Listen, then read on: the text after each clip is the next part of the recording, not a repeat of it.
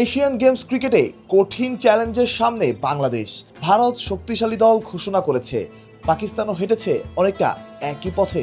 নিয়মিত জাতীয় দলের তারকাদের রেখে স্কোয়াড সাজিয়েছে এশিয়ার দুই পরাশক্তি।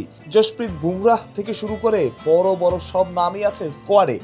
একই পথে হেঁটেছে পাকিস্তানও। বোঝাই যাচ্ছে এশিয়ান গেমসে একটি পদকের মূল্য দলগুলোর কাছে কতটা। এবার জানা গেছে টুর্নামেন্টের গ্রুপিংও প্রথম রাউন্ড খেলতে হচ্ছে না বাংলাদেশকে। সেখানে 6টি দল 2টি গ্রুপে ভাগ হয়ে লড়বে। গ্রুপ এ তে আছে আফগানিস্তান, জাপান এবং নেপাল। গ্রুপ বি তে হংকং, মালয়েশিয়া এবং ওমান। প্রতিটি গ্রুপ থেকে একটি করে দল বিদায় নেবে।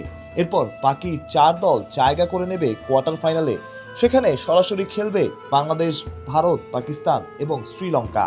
প্রথম রাউন্ড শেষ হলেই জানা যাবে বাংলাদেশের প্রতিপক্ষ কোন দল।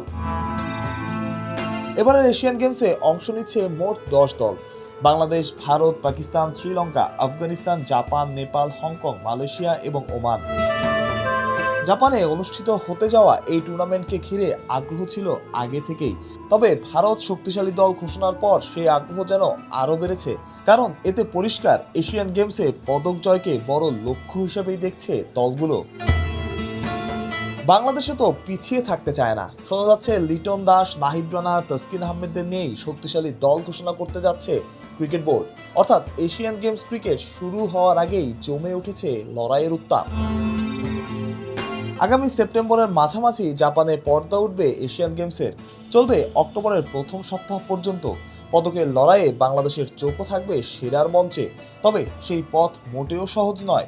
তবুও সুযোগ আছে, আর সেই সুযোগটাই হয়তো কাজে লাগাতে চাইবে টাইগাররা। মাহফুজ প্রত্যয়, বিডি ক্রিক টাইম।